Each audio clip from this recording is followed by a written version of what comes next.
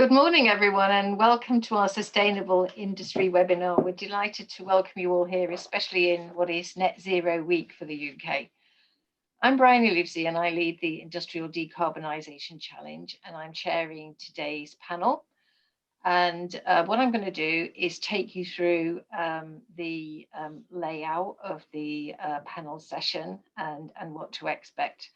At the end of the time when our panel members will be speaking, we've got lots and lots of times for questions. So please do put any questions you've got for the panel into the Q&A at any point, and that will be answered as much as we can at the end.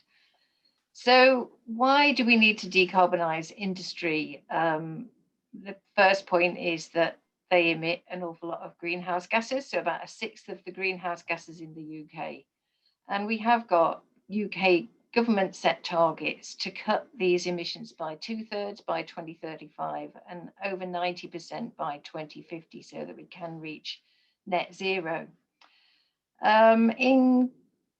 It's important to say at the outset, though, that decarbonising industry is quite difficult and complicated. One of the main reasons for this is they use massive amounts of power, so using decarbonised power is really important. But crucially, many of the processes in industry just produce CO2 as a byproduct. There are some things you just can't make without CO2 being produced alongside that. We need to find ways of capturing that CO2 and permanently storing it. And then the third major barrier is, of course, the cost is horrendous. And we would expect each of our decarbonised regions to cost into the tens of billions of pounds to decarbonise themselves ultimately. So to start addressing this challenge, the Industrial Decarbonisation Challenge was established to really kickstart the process of decarbonising our major industrial regions, which we call industrial clusters. And we focus on these major industrial regions because there's significant concentration of industry in them, so lots of industrial emissions, and it makes sense to deal with them as a collaborative units which can share the infrastructure that they're going to need. We support 5 clusters to decarbonise in the UK, and these are in South Wales, the North West, Scotland, Teesside and Humberside, so clearly the major industrial regions of the UK. We have a programme of about £500 million, of which 210 of that is public money and the rest is coming from our industrial partners. So our goal is to support what is already government policy by establishing at least 4 significantly decarbonised regions in the UK by 2030 and 1 net zero industrial cluster by 2040. That will be the world's first, so it's a tremendous ambition that the UK has set itself. And we are focusing on carbon capture and storage in our programme. And that's the process by which we capture carbon dioxide from emissions in industry and store it permanently offshore under the oceans. And you're going to hear a bit soon about the process by which that happens. And we're also focusing on producing hydrogen, distributing it in pipelines at a big scale so that industry and domestic users can get access to that. Supporting all our big infrastructure projects, we also have plans to develop cluster regions for the longer term and make sure that they're self-sustaining. And we have a research programme called the Industrial Decarbonisation Research and Innovation Centre, which is led by Professor Mercedes Moreto-Vela at Heriot-Watt. And there will be a launch event for that research centre in the early autumn, so we're not focusing on that today. We have a great panel for you, and what they're going to take you through is some of the major questions that need to be considered in decarbonising industry. So first of all, what will this new infrastructure for carbon capture and storage and hydrogen production look like? What scale is it at, and what will it deliver to the UK? And to talk us through that, we've got Ben Keck from BP. He's the Deputy Project Director responsible for integrating what's called the Net Zero TSide project and the Northern Endurance project, which is the matching offshore storage site. And I can imagine nobody better to take us through this story. And I know he's been involved since the earliest days of of setting up this program. Then, once we have got an understanding of what this infrastructure actually is, we're going to have a look at what does that mean for a particular industry in a particular region? How are they going to benefit from that infrastructure being in place? And to talk us through that, we have Debbie Baker from CF Fertilizers. She leads their public affairs and has been involved in carbon capture and storage for a long time, and really understands the impact on her company and how what they are doing in their own organisation will impact broadly on the UK decarbonisation plans. And then we want to touch on a slightly different issue, which is having sustainable industry is not all about technology, it's also about broader issues and particularly social and economic impacts. So we're going to cover what is it that we need to do to influence and support public understanding of this area, and what are the current attitudes of the public, and what do we need to learn from that understanding. And Dr. David Rayner from the Judge Business School at Cambridge University will talk us through the work he has been doing in that area.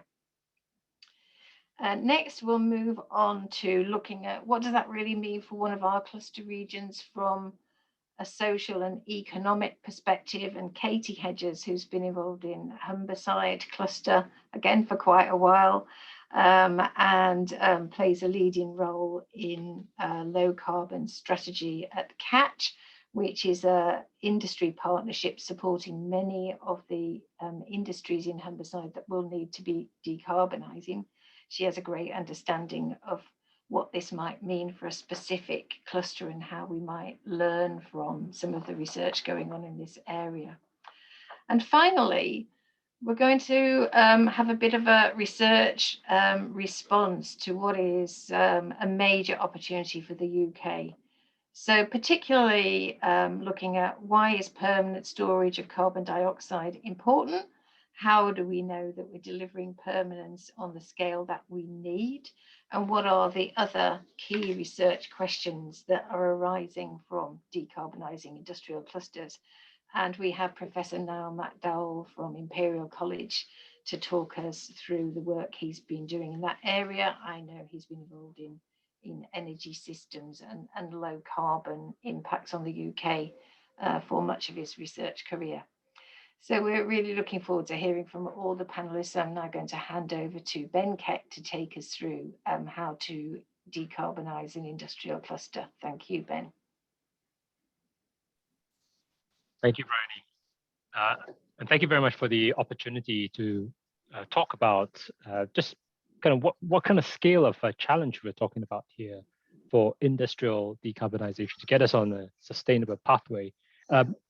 And in my presentation today, my short presentation, I hope to highlight what that scale is like, but also what a solution could actually look like with some specific examples. So if you can go on to the next slide.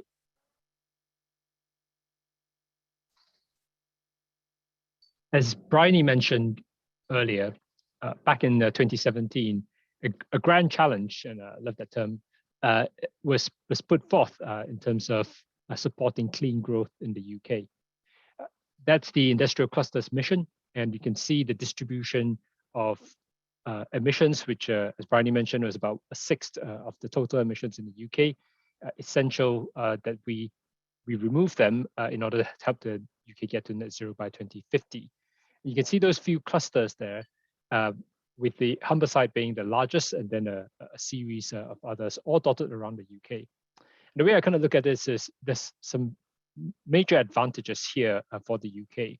One is that you've got all of these clusters by the coast, so you can actually have a kind of pipeline network as well as a shipping network.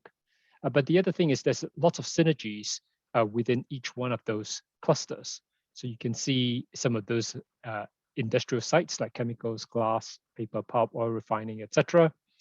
And you can also see how this is really important to the UK. We've had a bit of a decline in manufacturing, but if we are able to take away the CO2 and generate clean products, then naturally the products that come out of all of these clusters will all be green products, which naturally would also command a green premium. I want to just highlight a little about the scale of what we are needing to do. So in order for us to decarbonize these industries, most of the time you need some level of energy, electricity or fuel, and that's where the CO2 comes out. You can either decarbonize them through post-combustion, capturing the CO2 through well-established processes, or you can switch to a different fuel, which is a zero emissions fuel like hydrogen. And specifically in the Climate Change Committee 6 carbon budget, the scale of the challenge is immense.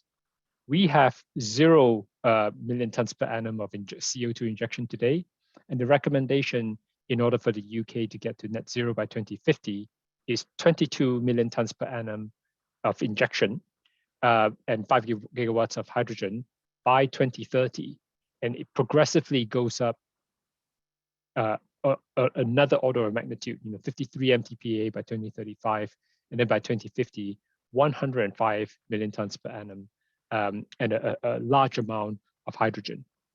And clearly, that's not trivial from a starting point of 0 to getting to there. What we really need is scale. And if we can go on to the next slide, what I hope to highlight to you is what that could actually look like. So I represent BP and the Northern Endurance Partnership, where a week and a half ago, we provided a bid for an East Coast cluster. As you can see there, the government has announced a cluster sequencing process where to meet the aspirations of a net zero cluster by 2050 and the start of, and I think in the Prime Minister's 10-point plan, 10 MTPA by 2030 as a target. So it needs all the clusters to really get together to offer what they can in terms of infrastructure development in order to enable these net zero clusters. And quite simply, what the East Coast cluster is looking to do is to decarbonize both the TSide and the Humber regions, those two clusters, which together account for about 50% of the total industry cluster emissions. We think that's going to deliver lots of new jobs by 2050. And quite crucially, that diversity in terms of the geography, but also the different industries in there, will allow us to try out lots of different ways of decarbonizing. I mentioned you can capture the CO2 post-combustion, or you could change the fuel source into hydrogen. And we have a whole range of projects in here that's part of this submission that does precisely that. There's quite a few hydrogen projects in there. There is industrial carbon capture. One of them is CF, which I'll introduce Debbie on her presentation later on. We've got clean power with post-combustion capture to support the intermittency of wind and solar. We've got bioenergy with carbon capture, and then obviously the backbone of it, this transportation and storage network. And to give you an idea of the scale of investment required, the 6 carbon budget proposes, with those rates we're looking at, we will be looking to build out a CO2 network across these different clusters in the order of about 1.5 times or more of the current natural gas transmission system in the UK. So extremely large network, but also very exciting. The UK hasn't been on a major infrastructure program for quite a long time, and there is a really good chance for the UK to be a leader in this space. And it's also had a lot of really strong examples in the past where it has done this very, very successfully. So with a combination of private enterprise plus government business models and support, we can make this a reality. And we've all seen how important it is to combat climate change and to help get to that net zero target by 2050. I'll go on to my final slide. And what I want to do is just zoom in a little in terms of what this actually means. It's easy to see at a kind of cartoon level, what that actually looks like at a high level. But if we look at TSide, what does it actually mean to the local community? And what does it actually mean to the development of the area? You can see where in TSide specifically, where a lot of these industries are, their legacy, industrial areas. In fact, this is T's works specifically. That's 4,500 acres of prime industrial property for redevelopments, the largest in the UK. It has the largest free port in the UK, deep water free port. And you can see in there that it's got a combination. You can almost visualize there's the offshore wind. If you've got a power plant that actually complements that, you can ensure stability of our power supply. If you've got hydrogen and you've got the CO2 network that takes all that CO2 and store it in the North Sea, then actually we've got a really valid model in order for the entire cluster to get to net zero. And we've got the examples, regulatory frameworks of how electricity and natural gas works to make this happen as well with CO2. I just want to mention one final point about offshore, about the stores themselves. The UK is quite blessed in the sense that it has what is often touted as the fourth best geological resource in the world. And that's about, by some high level estimates, 78 gigatons of CO2 storage in the North Sea. Some of them will be new saline aquifers, and some of them would be reuse of existing reservoirs. And that's just a fantastic example of how we can create a just transition in terms of the skill sets that we've developed in the hydrocarbon industry and in the heavy industries to be able to come together and create a new industry, which is what these networks, these new transportation storage and carbon capture facilities will create for the UK. Let me just focus in specifically and introduce one such industry in TSide, and that is CF. You hear how compelling their offer is. Specifically, one of the things I love about CF, and everyone keeps reminding me, is they get pure CO2 out of that process, and some of that actually already goes into some of our beer. So let me just introduce Debbie Baker to take on the next presentation. Yeah, so hopefully, thanks a lot for that, Ben. Hopefully I can illustrate a little bit about why these projects, these cluster projects, are gathering so much momentum by using CF as a very simple example. And then what I'll do is I'll go on to expand on some of the other aspects of CCS and hydrogen distribution and what they mean and why they're so critical to the industries who are going to benefit from them. So if we can move to my first slide, please. So CCS and hydrogen is really critical to industry in three main ways. Firstly, as a direct means of reducing emissions, both via CCS itself, but also using hydrogen for some of the businesses. And secondly, as a real springboard for low carbon growth. This really does provide some of the businesses involved in these projects with new futures, and I can talk a little bit about that more later on. And thirdly, for the other supply chain opportunity, so for the contracting sector that is sort of based around areas like Teesside, Humberside and Merseyside, but also for other businesses who can benefit from it. So I was speaking recently to a business that's proposing to make hydrogen tanks. So there's all sorts of opportunities that sit around these clusters for the businesses located there. Can you move to the next slide, please? But first of all, I need to give you a little bit of background about who CF are. CF are unique. We're the only, UK's only primary producer of ammonia, nitric acid and nitrogen fertilizers. We're actually the biggest current producer of hydrogen, but we don't really think of ourselves in that way because all of that hydrogen we make, we bind with nitrogen we take from the air in order to make ammonia. We manufacture in two vital economic areas in the UK, in Ellesmere Port in the northwest and on Teesside, as you've already heard from Ben. But that means we're not just involved in the East Coast cluster that Ben was talking about, but also HyNet over in the northwest as well.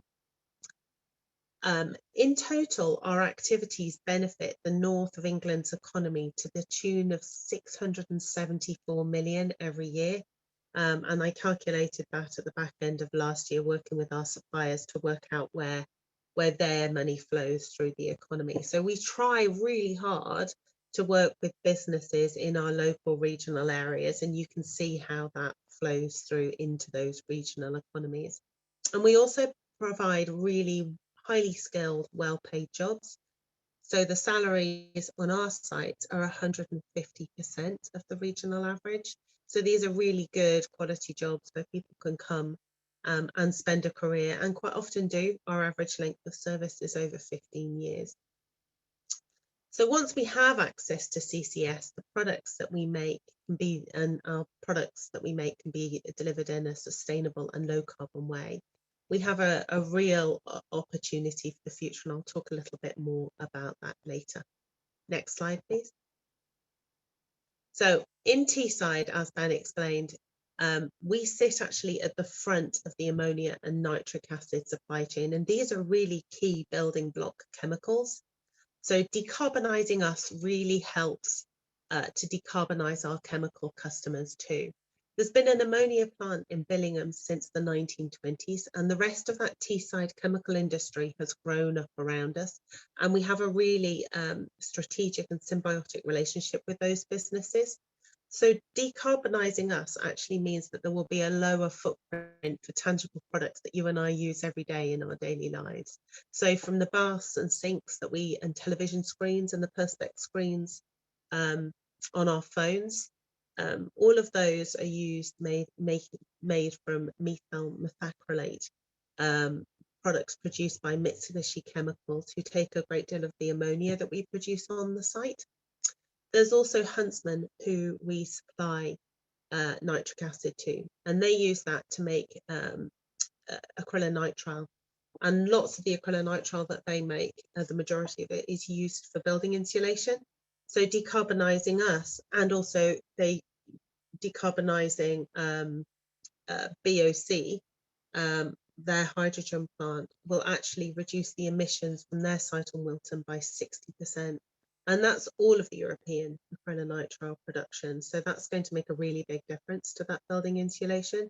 And obviously construction is a really key sector that we need to decarbonise, and we all need to insulate our homes better going forward, although in the current summer temperatures, it probably doesn't feel that way. One of the other key customers we have on Teesside is Quorn. They use quite a lot of ammonia to make their meat substitute, and obviously, as the Climate Change Committee have explained, we all need to eat less meat in the future, so that's a product with a healthy future. So that really explains, those are just three little examples of where our products go, and the sorts of places you might find what we do in your everyday lives.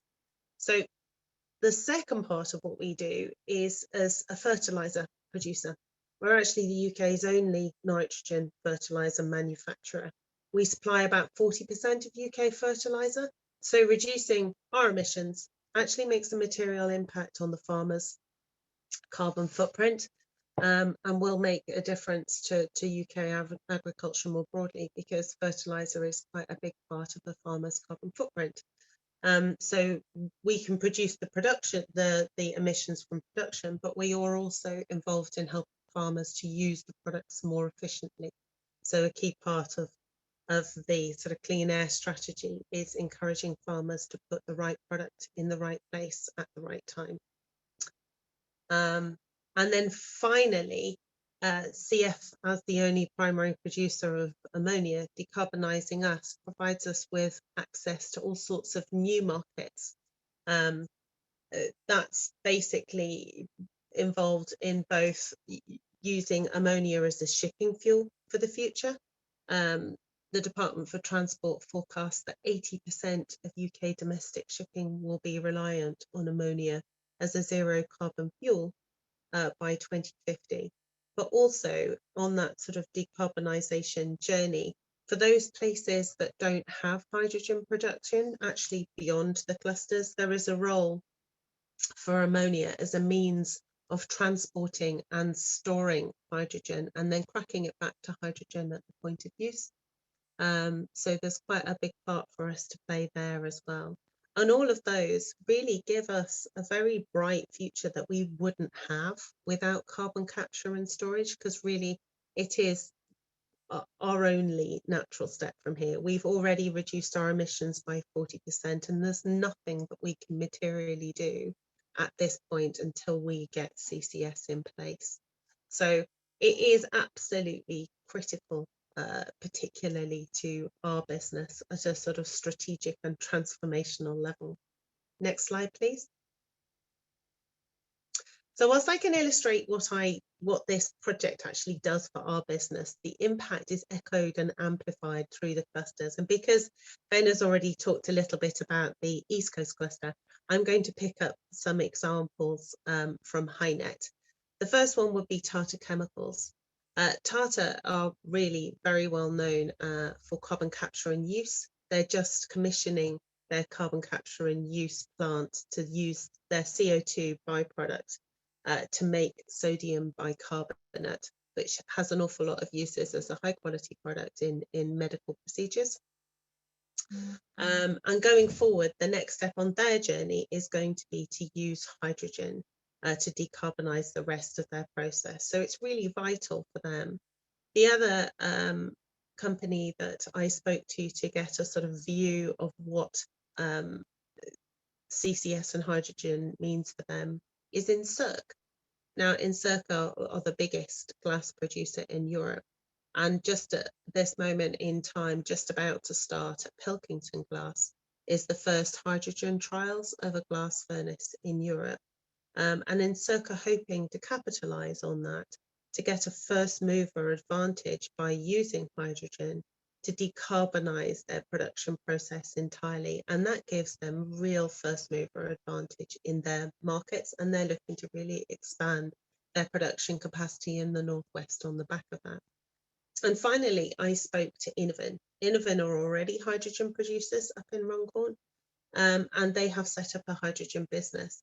And they were speaking a little bit about the benefits of the hydrogen economy for those wider supply chain opportunities for the likes of the contractors, the third-party maintenance, the people building pipelines, all of those engineering businesses that sit around the clusters already.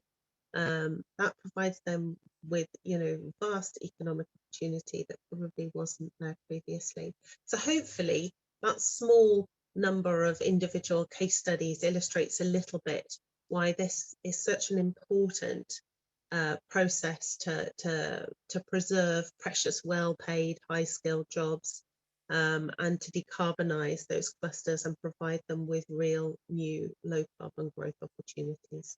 And at this point, I'm going to hand over to David who's going to talk a little bit about the role of stakeholders and the wider public in industrial decarbonisation. Thank you. Great. Thank you so much, Debbie. I think I need to share my screen because we had a bit of a snafu where the slides got out of order, but I'll hopefully everyone can see that. So I've been doing this for a while, and in terms of trying to understand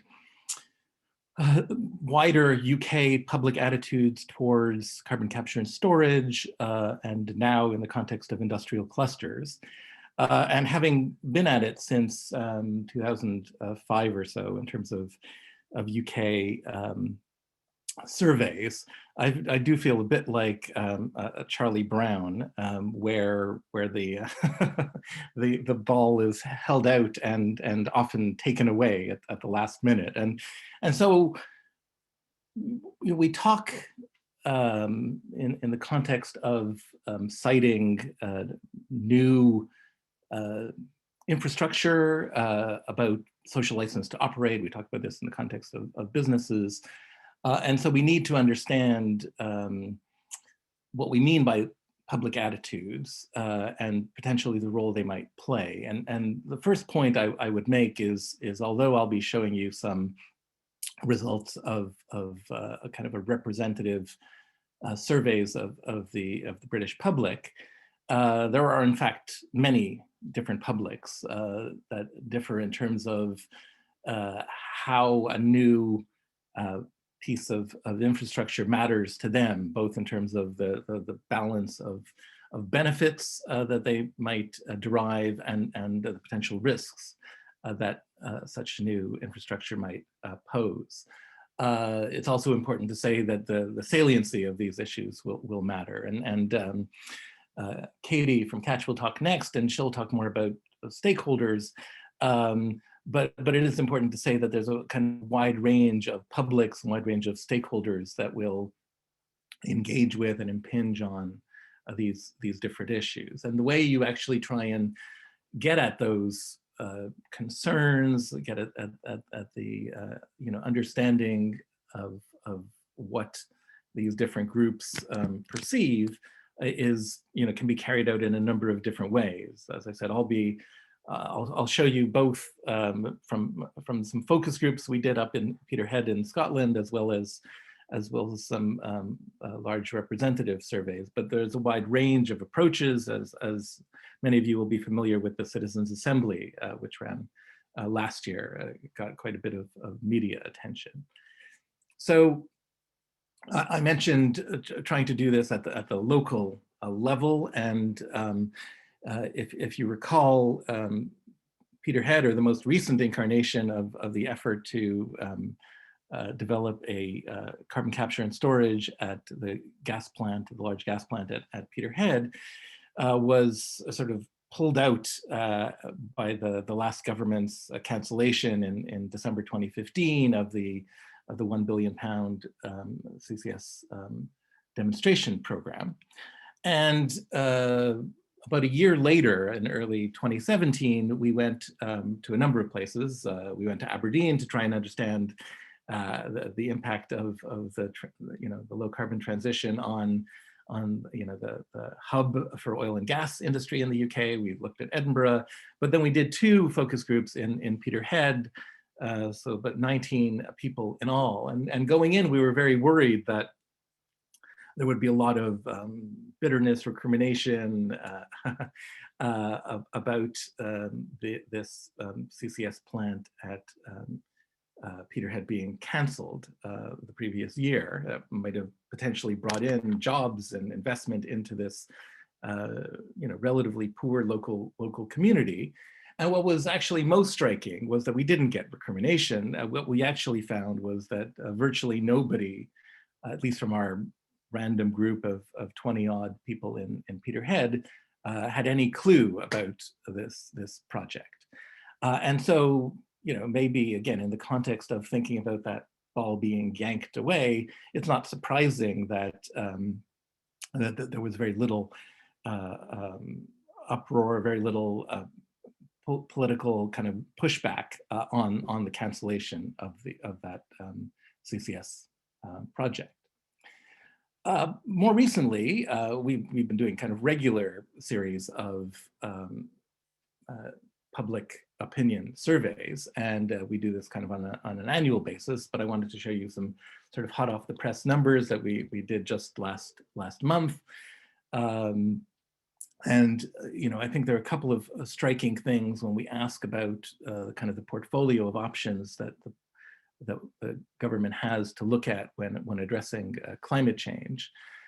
You find that certain options, notably planting trees and solar energy, are enormously popular with very little public opposition. Once you move away from those, you start to see those kind of red bars start to increase. So even something like wind energy would have its opponents, and the kind of degree of those who kind of definitely in favor of it will decline. Then there are kind of a range of technologies to do with carbon capture and storage, for example, that have some degree of variability in terms of how people respond. There are some enthusiasts, there are some opponents, and there are a lot of people in the middle, a lot of people who either don't know about this technology or are state themselves as kind of neutral on the subject. And what's striking, of course, is you see something like 70, 80%, 75% of the public is willing to answer a question that says, what their views are on these different CCS options. But when we ask them, do you actually know anything about CCS technologies? We find that the vast majority, and this is consistent over the last decade plus that we've been doing this, half of the British public have never even heard of this. A large chunk have claim to be essentially not familiar or have heard of it but not at all familiar, and a very small fraction, less than 20%, really have any kind of claim on knowledge about the technology, which says something about, again, that tension between people willing to offer opinions about issues, technologies they're not even particularly familiar with. And I just wanted to end with two, I think, contrasting views of what industrial decarbonization looks like in the wider public. And the first thing to say is that when you ask about the role for industrial clusters, there is actually quite strong support for this in general, and many people, at least a quarter of the British public say it should, industrial clusters should play an important or central role in the future of the UK economy. What's perhaps a bit surprising is, or at least was surprising to me, is there wasn't actually a huge amount of geographical diversity. What there is actually is a great deal of diversity with regard to kind of socio-demographics. So the people who are most likely to say that they strongly support or see a very strong role for industrial clusters in the UK economy, they're more likely to be conservative voters, they're more likely to be old, they're more likely to be from lower social classes, most likely to be male, and most likely to be leave voting. By contrast, when we asked the question about the industrial decarbonization challenge, we again find even stronger support for the IDC, stronger support for action on decarbonizing industrial clusters. But the actual demographics of that support change quite dramatically. And so now, in the context of asking about decarbonization, the strongest supporters tend to be labor voters, younger voters, more kind of white collar voters. There's less of a gender gap, and much stronger support amongst Remain voters than amongst Leave voters. Lots to talk about, I guess, in that context. I wanted to thank you all for attending, and maybe pass over to Katie, who will be talking to us about what's going on the ground in terms of engaging with local stakeholders. So let me just stop this and give you back the screen. Katie, over to you. Thank you, David. Thanks very much for the introduction. I've got a few slides this morning. So my name is Katie Hedges. I am the Director of Membership and Low Carbon Strategy at Catch. Catch is an industrial membership organisation in the Humber. We've been running for over 20 years, and we support over 50 manufacturing businesses. Many of those are the energy intensive sectors that we've been talking about this morning. This slide also shows the project I'm engaged with at the moment, which is the Humber Industrial Cluster Plan. So we're working in partnership with the HALEP, which is the Hull and East Yorkshire Local Enterprise Partnership. And the partners at the bottom of the slide there are involved in a number of exciting deployment projects in our region. Ben's also mentioned a number of these already. So we have 2 onshore deployment projects and 1 offshore deployment project. And we're working in partnership with TSide on the East Coast Costa. Next slide, please. So I wanted to first of all touch upon all of the UK clusters. There are a number of industrial clusters in the UK, which you can see on the map. These are the energy intensive clusters that have been identified as those that have the largest emissions. They've evolved, many of them, since before the 50s. Certainly the Humber region has been growing since the 50s and 60s when the refining sector grew in our region. And they are often located on the coast, and they have been benefiting from resources and infrastructure available to them that's developed over a long period of time. They have represent the cement, iron, steel, refining chemicals and other energy intensive industries. And you wouldn't be surprised that they're also co-located with a number of large power producers who are also on their own journey to reach net zero. On the left, there's a picture there of Saltend Chemicals Park, which is just based outside Hull. And I wanted to just mention that, again, looking at the assets on the ground, we're talking about needing to spend billions to invest in decarbonising these industrial clusters. But why are we looking at these clusters? It's because they already have a huge amount of asset already on the ground. These assets are well understood, well developed, and represent an industrial sort of heartland where industry and the supply chain are well developed, where local supply of labour is well supported, and actually the public perception of these industries is well understood and well supported by the local population. So investing in these areas is a safer investment location where we actually understand how pipelines work, we understand how to store products like hydrogen, and we understand how to manufacture these products. So it's a strong incentive for us to co-locate decarbonisation infrastructure with the industries that we already have in the UK. Could I have the next slide, please? So zooming in now to the Humber region, you can see there on the left another map showing the Humber cluster. I've highlighted there the investment sites just to make you aware that co-located with the industrial emissions, we have a series of key investment sites for the region, and a number of inward investors are already looking at sites in these industrial clusters, not just the Humber. And they're attracted to these regions. They're attracted to these regions because we have land, we have labour, we have local supply chains that are well developed, we have infrastructure that suits the type of manufacturing and processing that they're wanting to build. But more recently, they're also looking at the Humber because of the potential for a net zero infrastructure. Companies that want to take a zero carbon or low carbon approach, if they're going to be investing hundreds of millions or billions of pounds in their own manufacturing assets, why wouldn't they want to do it in an area where they can actually hit net zero and reach these targets? So areas like the Humber in the UK, where who have got the potential to offer CO2 pipelines, CO2 storage, and potential to offer hydrogen as a fuel resource, are becoming more attractive for investment. Industrial cluster sustainability is also about reusing, recycling, and energy efficiency. So by having a cluster of industries already together, they're already doing a number of projects to reduce their energy use and improve their efficiency through industrial symbiosis. I mentioned that we're sharing low carbon infrastructure and energy infrastructure, which supports the industries we already have, but also those that may be looking to invest. And again, a strong element of clustering is that we've built up over the time an understanding from local schools and colleges that there are rewarding STEM careers in our industries.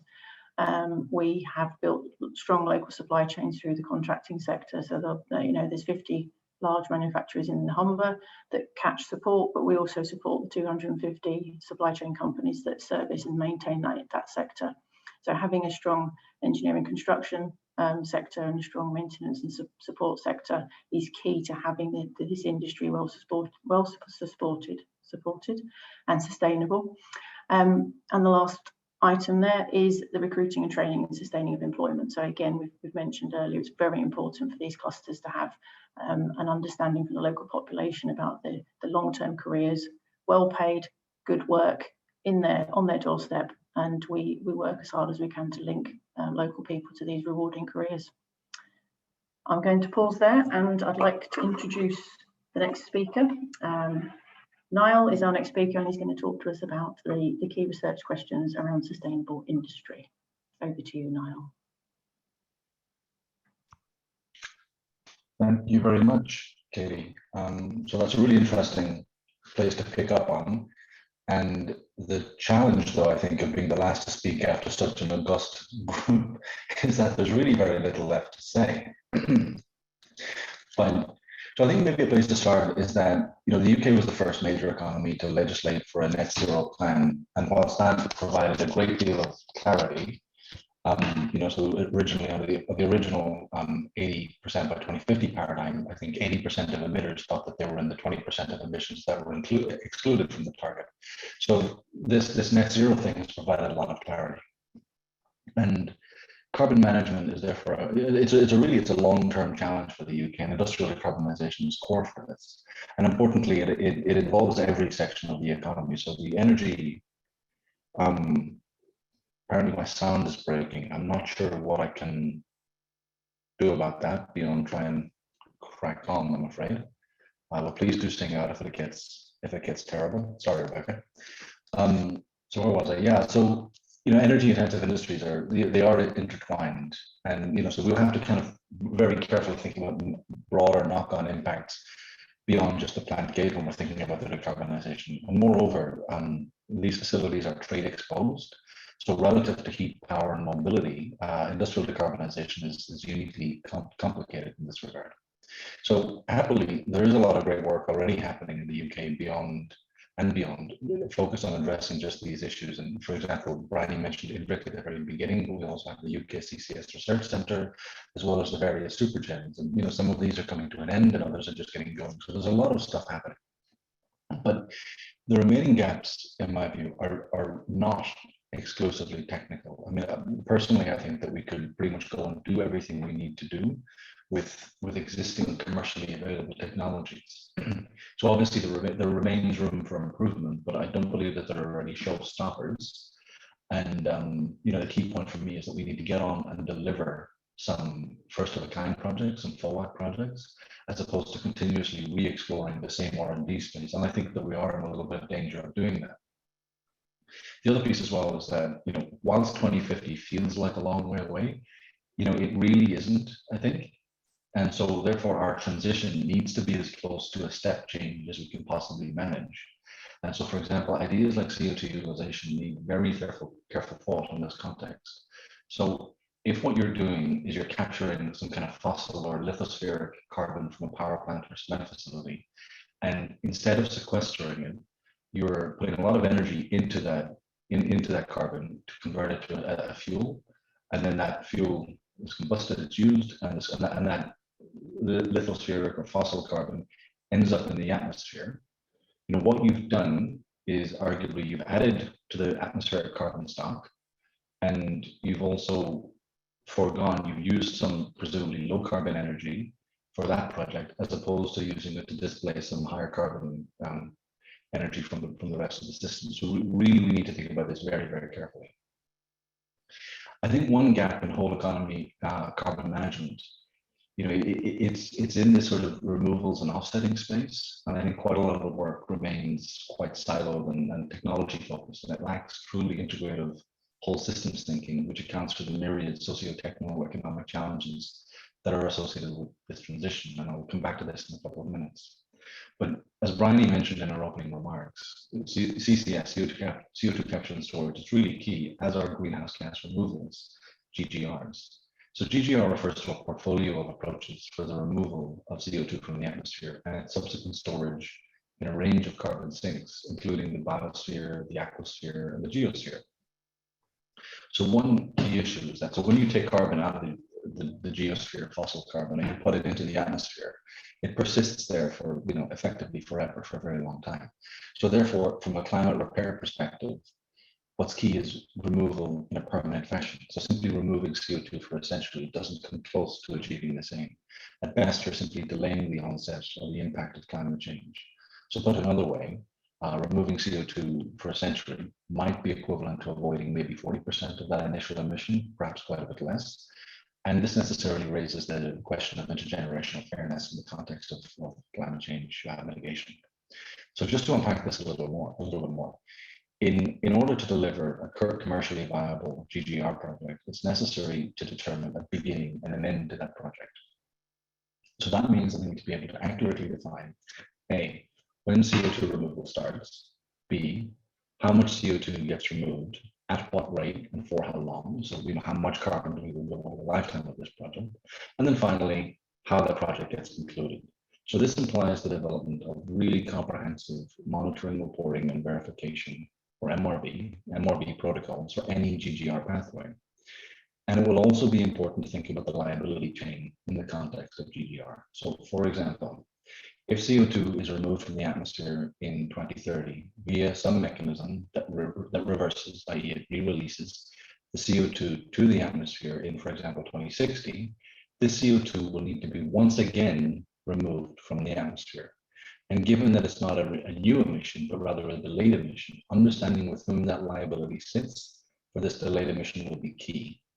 And so, for example, if liability were to be considered to revert to the original 2030 emitter, how might they be held responsible?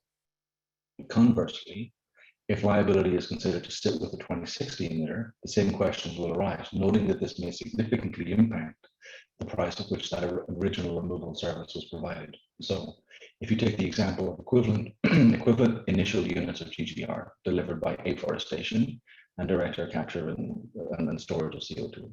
So the initial cost of DACs may well far exceed the initial cost of afforestation. However, the direct air capture pathway will deliver permanent removal. And once the sequestered CO2 has been permanently and securely stored, the physics of the store act to render subsequent leakage of the CO2 just highly improbable. Conversely, CO2 that's been removed via the afforestation pathway, that is inherently susceptible to leakage via a variety of mechanisms, including pests, fire, disease, and so on, even just a change in management practice 60 years from now. So in this eventuality, it will be necessary to promptly remove any leaked CO2, possibly via BECCS or DACs or something else, so as to avoid any additional climate damage.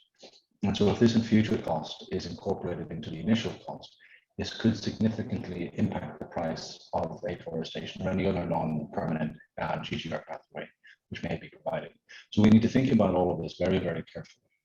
And then just coming back to some more near-term research needs, I think one of the key challenges in the 2020s is the delivery of, so yeah, apologies for the sound. I'm not sure what's happening on my end anyway. What we need to do is think about how we can deliver the knowledge and the infrastructure that are required to meet carbon budgets in a robust and resilient way, but also in a way that ensures that we preserve and enhance economic activity throughout the country. So, for example, what I think we could do in this context would be to establish and really properly fund over at least the next decade, perhaps ideally longer, a UK-wide carbon management research center, perhaps not dissimilar to what's happening in the US DOE, where they have a new Office of Carbon Management. So I think I'll leave it there and say thank you very much for your time and look forward to the discussion. Thank you.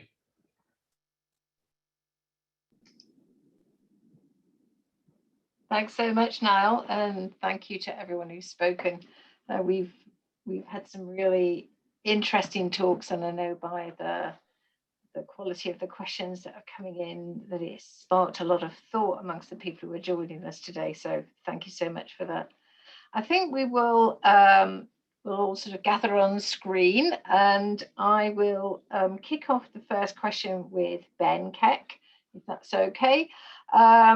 I think there is quite a lot of interest around the key question of how have we got confidence that we can actually do this fast enough to decarbonise industry at the scale we need, and that this will combat climate change. And then we've also got questions coming in saying, is now really the time to be setting off on this road, or should we wait for some reason? So, and also a question saying, are we moving a bit too slowly? So do you think you could unpack all of that for us in a succinct answer? Thank you so much, Ben. Best of luck. I really like what Niall mentioned earlier about the kind of the permanence of carbon storage.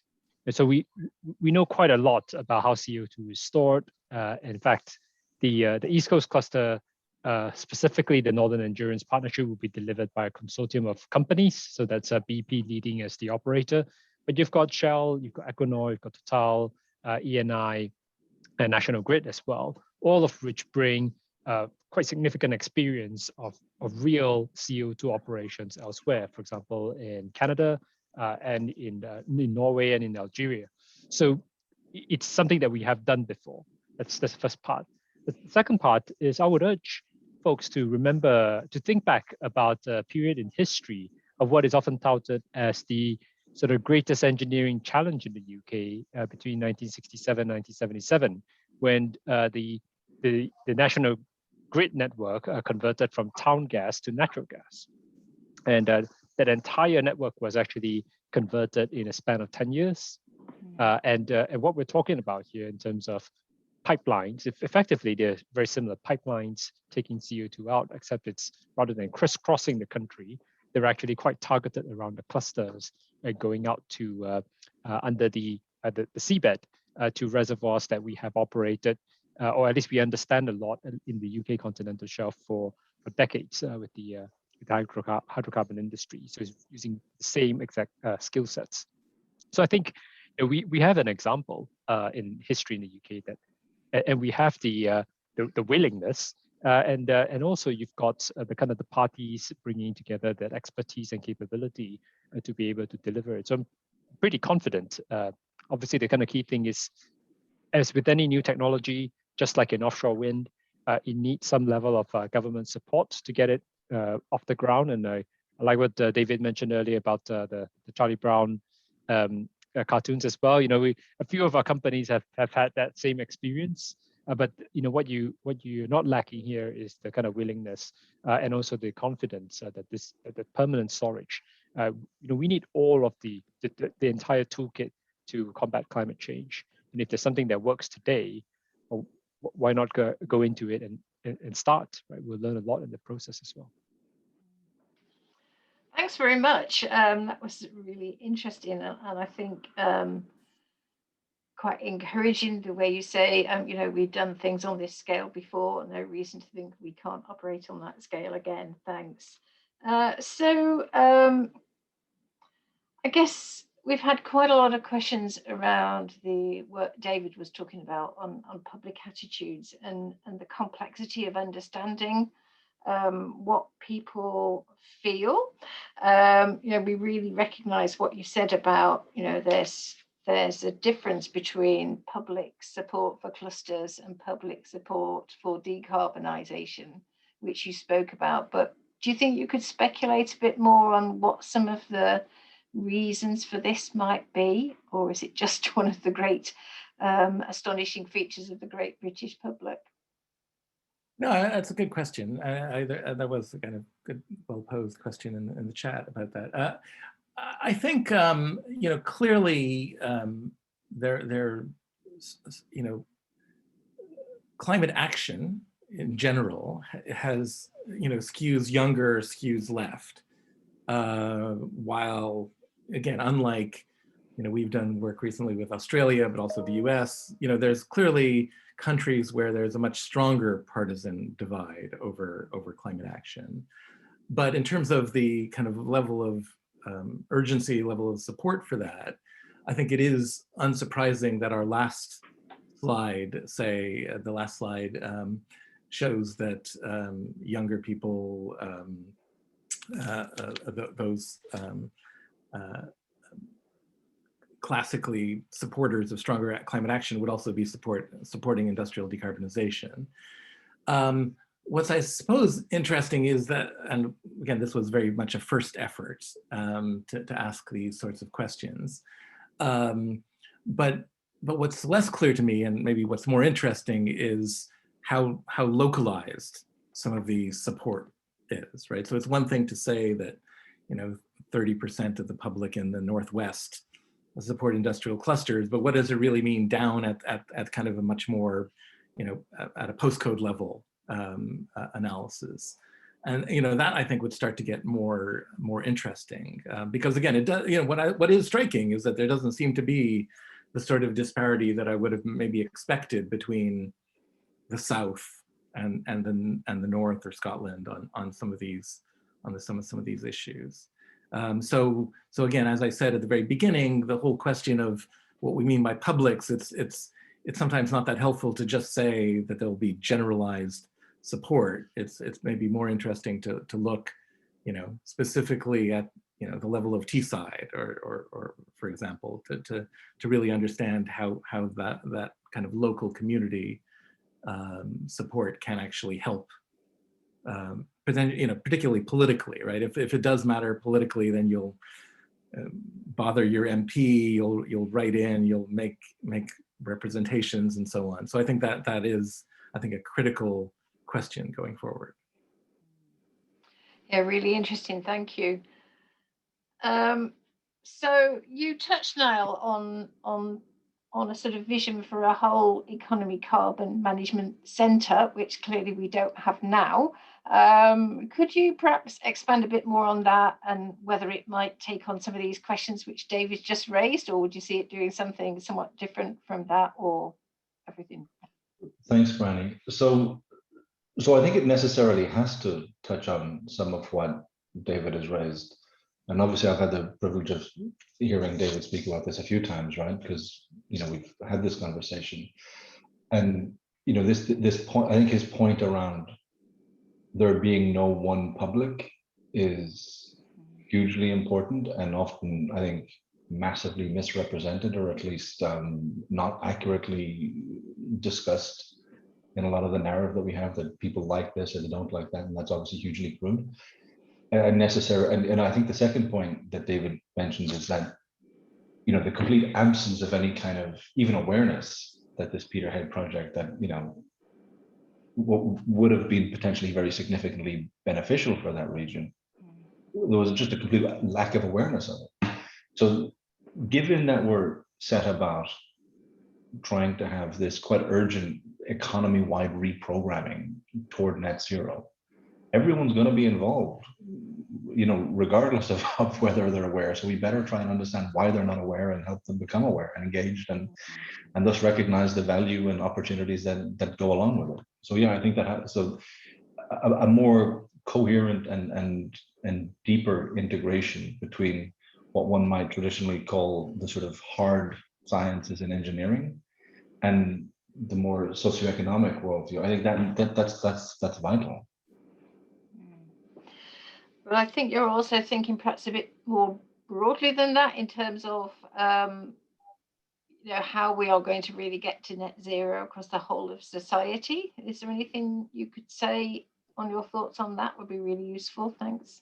Gosh, I mean, so again, you know, I think we tend to think about this challenge in a very siloed way. So one plant at a time, one industry at a time, one sector at a time. And by sector, I mean things like, you know, the heating sector, the power sector, the mobility sector. And when we think about, for example, sector coupling, again, this is very much done on a kind of a binary basis. So what happens with the electrification of heat, for example? And, you know, one example there could be, if we think about the role of hydrogen. So there's this narrative that, well, you know, hydrogen can form an energy storage vector. So you take electricity when it's available and maybe low value or negative value, and you convert it to hydrogen and then reconvert it back to electricity later. But it's far from obvious that that's the right way to do that. And, you know, just thinking about the comparative costs of the various bits of technology in that frame, possibly something much better would be the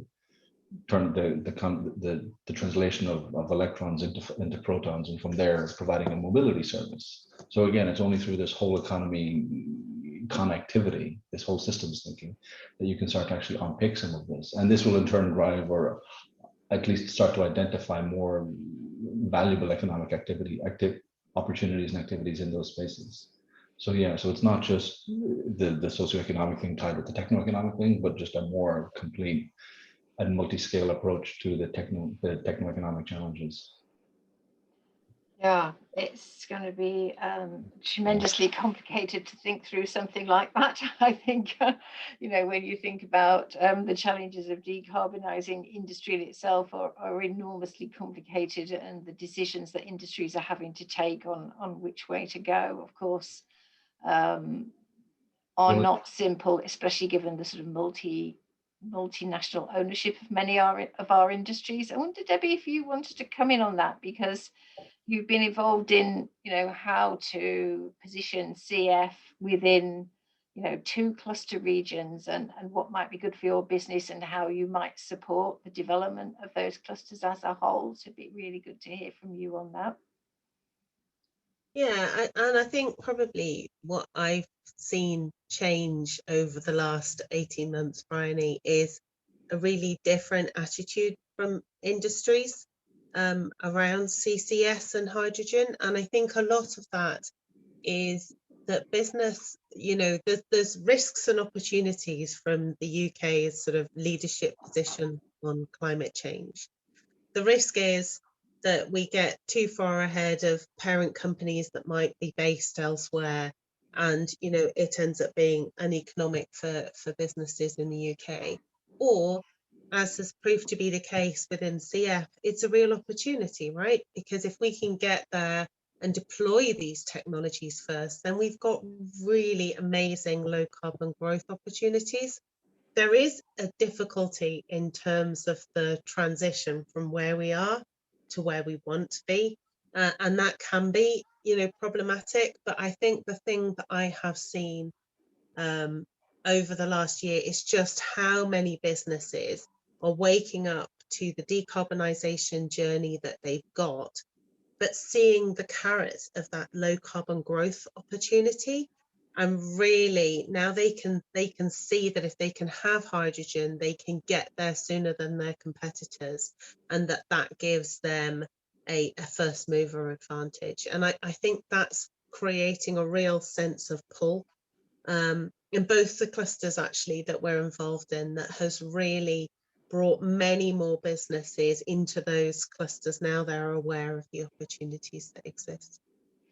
That's great to hear. Thank you. So, Katie, are you seeing similar sorts of things in Humber, and particularly around the drive to attract inward investment into your region, perhaps in competition with some of the other regions on this panel? Yes, definitely. There's been a marked interest in all the clusters actually from inward investors. I think, as Debbie said, if you're starting out on a new investment opportunity, you're already thinking ahead to how will my investment be either net zero from day one, or how will it progress to being net zero in the future. And no one's investing in things now that are going to not have that as part of the plan. So it's clear from the investors we speak with that's in their mind, it's part of what they're looking to achieve. And the industrial clusters that are now at the brink of offering a CO2 storage and transport system, and at the brink of offering hydrogen into industrial clusters, it's a really attractive proposition for all the clusters that are in the programme. Fantastic, thank you. We've been getting quite a few questions on the interesting questions around cost. I'm going to come to Ben on this first, and others may have a view too. Obviously the costs are high, and there's always been opinions that maybe other ways might be less expensive, and so on and so on. And that may well be so. I mean, my kind of simple view is decarbonising industry has to be done irrespective of costs, otherwise the industries have to close down, and there is no low carbon solution that solves the decarbonisation of industry problem. So it's going to be with us, and we have to think about how to capture that CO2 as cost effectively as possible. But what would be your view, because I know you're involved in many of the projects across the TSide, looking at really big scale and trying to get on with things now. How do you feel about it as a company?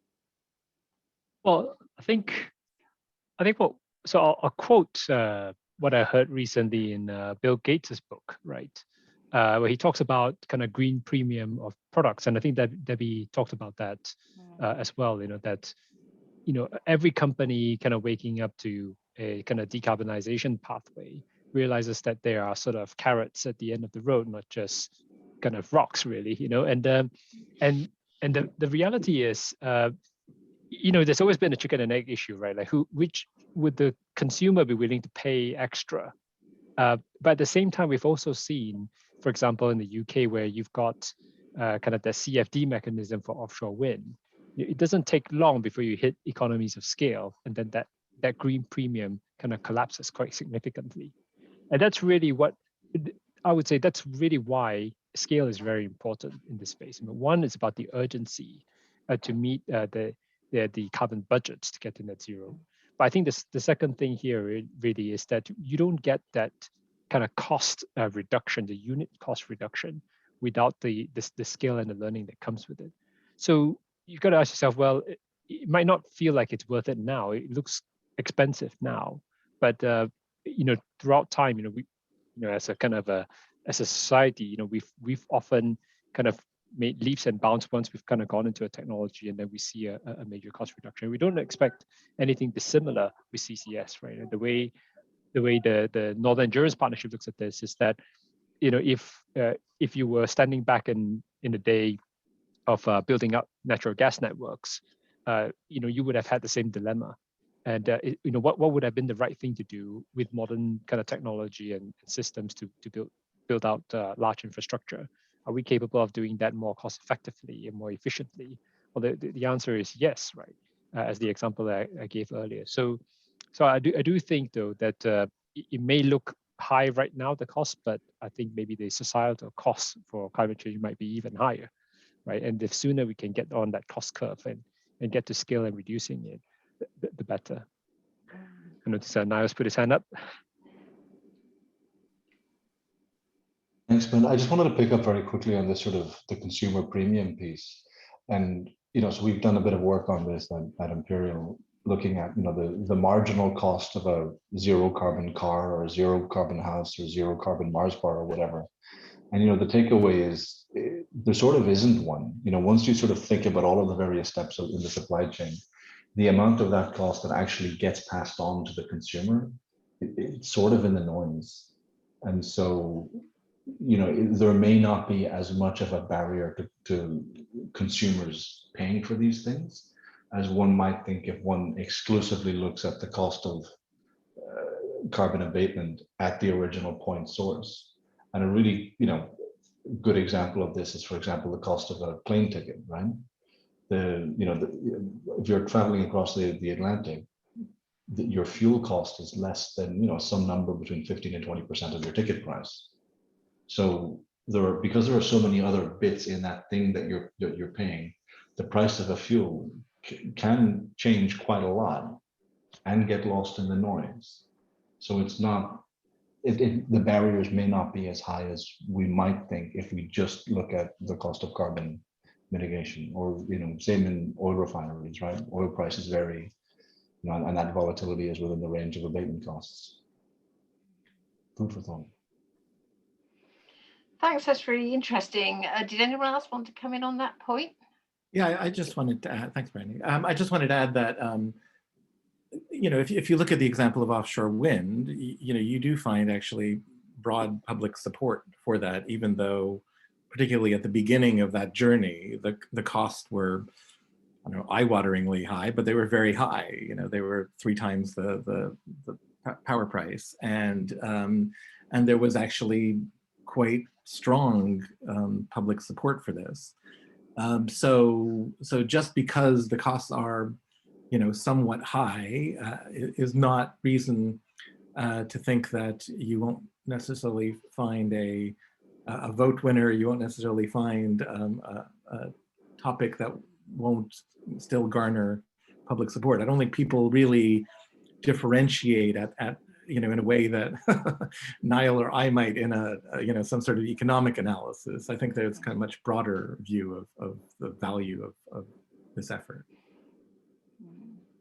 Yeah, that's really encouraging.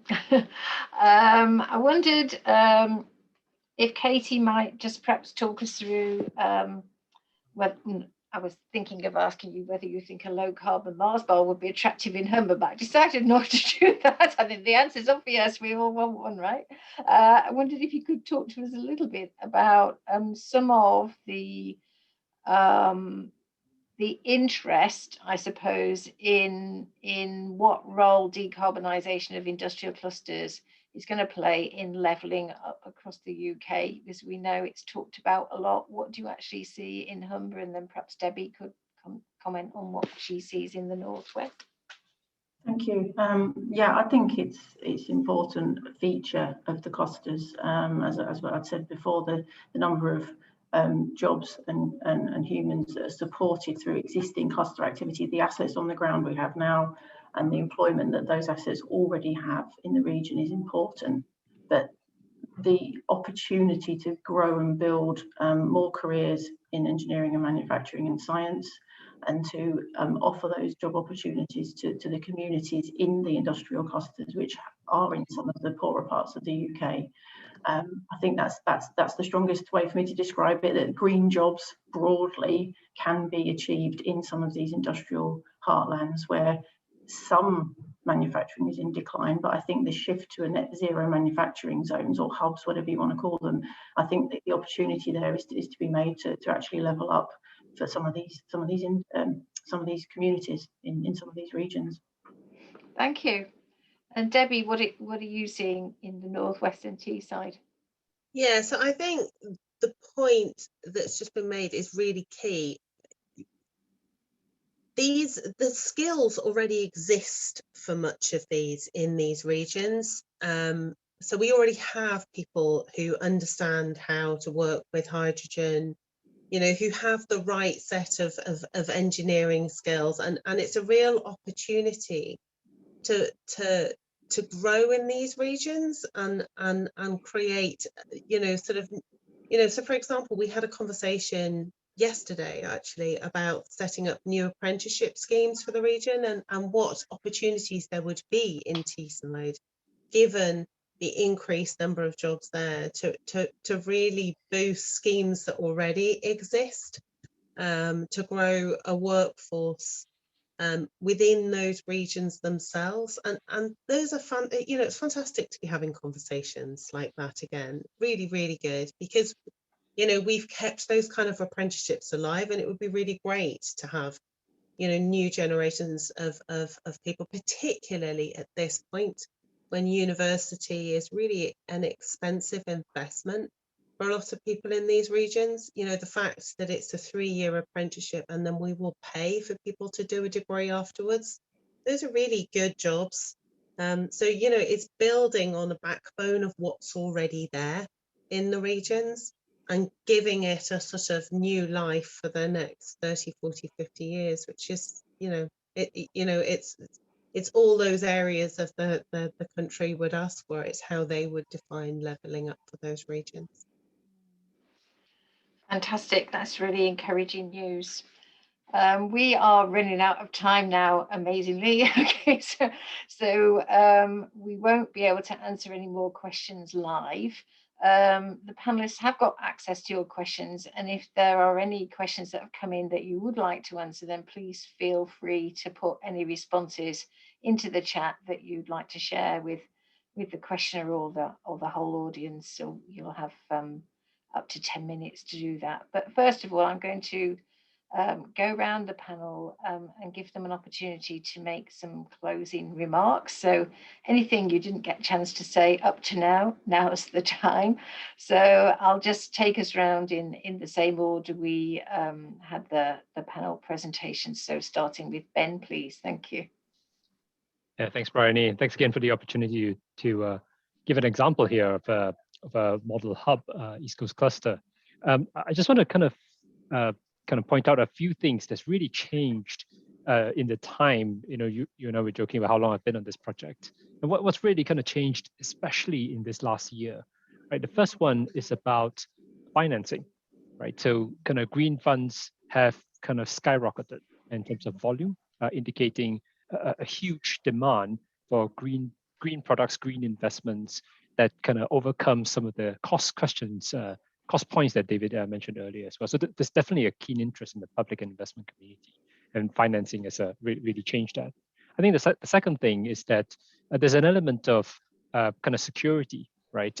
Which is, if we want some manufacturing and there's been supply chain disruptions, there's an element of security and ensuring that these clusters continue to remain a bit accessible in the UK and competitive in the UK, and the jobs that go along with it. And I think the kind of final point really is about what this actually enables. We know that carbon prices can only go one way.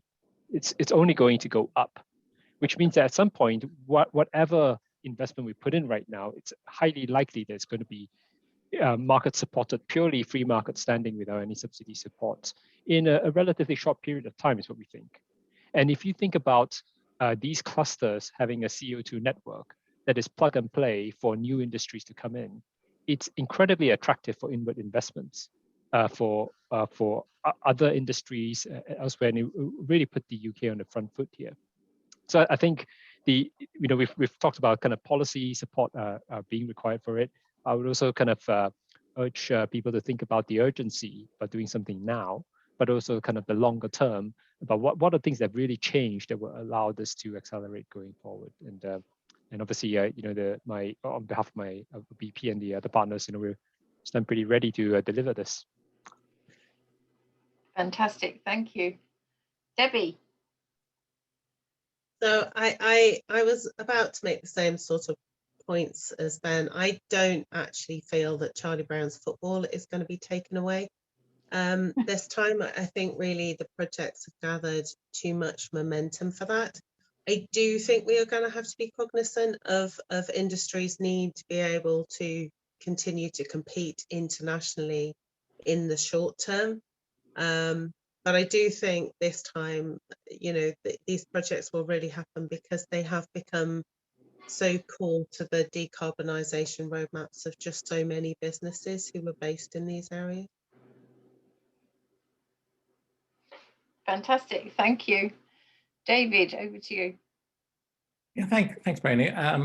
I'd echo Debbie's point in the sense that the process that's been gone, that has evolved over the last few years, pretty much since the relaunch of that sort of cost challenge task force in 2018, was to focus on clusters. And I think that is a far better approach, both in terms of kind of the economic logic, but also from a political perspective as well. And I do think that kind of the political dynamics, which we've seen at the last election and so on, have changed, and many of these clusters are in constituencies that are kind of hard fought over, and so for those reasons, I think there's lots of reasons to be optimistic that this path really is a much more promising one. That said, I think you started off, or Ben started off by talking about sort of the tens of billions ultimately that will be needed, and that that's again where my political scientist hat comes on and gets a bit more worried about kind of the genuine commitment to deliver at scale. So the fact that we are, there is this momentum, I think is very positive. But whether we really will see the kind of the level of investment that's needed, I think that's still the big question mark that I see hanging over all this. Thank you. Katie. Thank you. I think I'd just summarise by saying the industrial clusters in the UK have started their journeys back in the 60s. Bit of a boom time. They've grown sustainably during those decades. They've supported skills and jobs in their regions. They've grown and developed their supply chains. They're now at a great forefront of a new boom in the industrial clusters. If we get this right, these industrial heartlands will be leading the way, will be the vision for the future, and actually will be helping the UK highlight how it can be done and supporting the UK to meet its net zero targets. Thank you. And finally, Niall, please. Thank you, Brian. So again, difficult to go last, but I think, the key word here is urgency. I don't see that there's any technical reason to delay any further. We need to get to first of a kind on CCS and greenhouse gas removal ASAP. I don't think that the costs are prohibitive, and rather than compare costs against sort of what we see today, we need to think about those costs against the costs of inaction, which are, I think, very significant. I think it's a fact that most of the world's economy is now aiming at net zero by approximately 2050, maybe 2060 in the context of China. And there are more than 1,000 companies around the world who are also committed to net zero. So I think the markets and customers for net zero products are emerging and exist and so on. And there's a potentially significant first mover advantage available to the UK as an incubator for net zero industries. And then finally, I think we have the potential to not only export net zero or zero carbon products, zero carbon steel, cement and so on, but also potentially negative emission credits. So whereas the UK will be removing CO2 on behalf of other countries, and sell that as a product around the world. I mean, we are well placed to do so. So let's have that. Thank you. Fantastic. Thank you very much. So I'm just going to close now, and we focused on carbon capture and hydrogen in this webinar and its importance to decarbonising industry. There are other important elements too, and just letting you know that on the 19th of October, there's another UKRI webinar, which is going to focus on sustainable materials and particularly the work to decarbonise materials production, which is very relevant to industry. And then on the 16th of November, we are going to have a webinar on sustainable energy as well. So they will all link very nicely into the theme we've talked about today. I wanted to thank our UKRI organisers for putting this session together for us.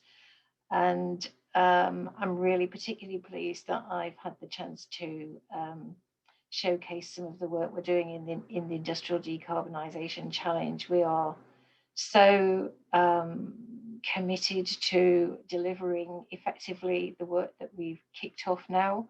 We think it's really important to decarbonising the UK and that we're doing it at exactly the right time. And so I'm so grateful to our panel for coming along today and telling you about some of the great work they are doing. And, we're really so happy to be working with all of them on a regular basis. And thanks so much for the time you give to this. And of course, thank you to all of you for joining us. It's been great to hear your questions and your engagement in this topic, and do get in touch if we can follow up in some way. So thank you all very much.